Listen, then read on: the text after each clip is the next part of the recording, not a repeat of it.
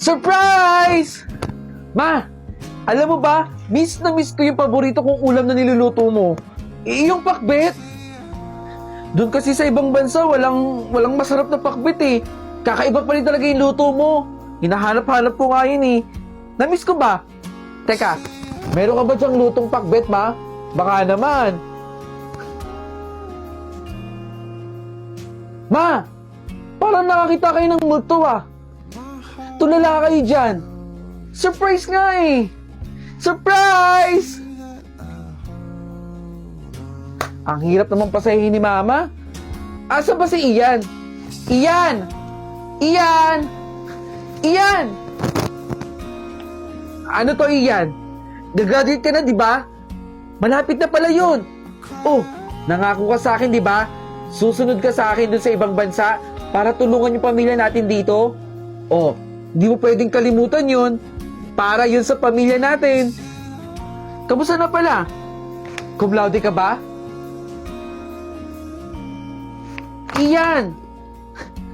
Bakit parang nagsasalita ako sa hangin? Bakit hindi niyo ako kinakausap nila, Mama? May galit ba kayo sa akin o may tinatago kayong lihim? Nakakapagod kayo ni Mama. Asan ba si Bunso?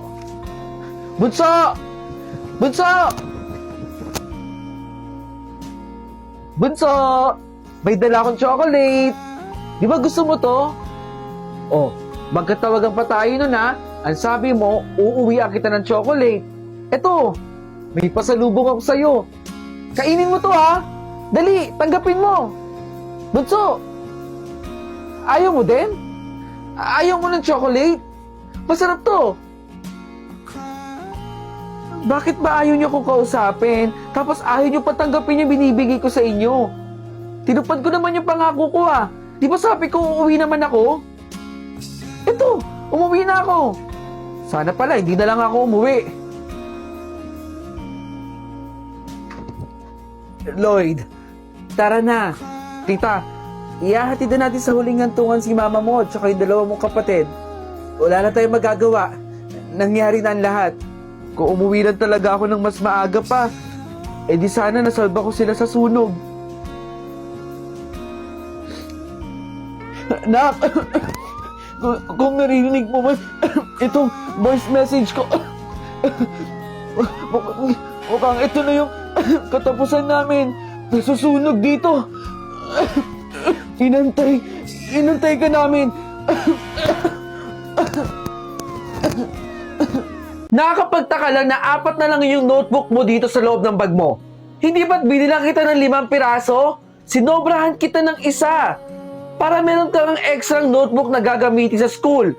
Pero bakit 4 na lang to? Sumagot ka! Oras na talaga na malaman ko na may ginagawa kang hindi maganda sa eskwelahan ninyo. Malilintikan ka sa akin. Ayusin mo yung pag-aaral mo ha. Bukas, i-check ko ulit yung bag mo. Napakabura mo talagang bata ka! Sakit po, ma! Sakit po. 3 pirasong lapis ang binili namin para sa'yo. 2 na lang to. Ang mahal-mahal na bilihin ngayon, anak. Dapat naman pahalagahan mo yung mga bagay na binibili namin para sa'yo. Malaman ko lang talaga, malilintikan ka sa akin. Tandaan mo yan. Oh.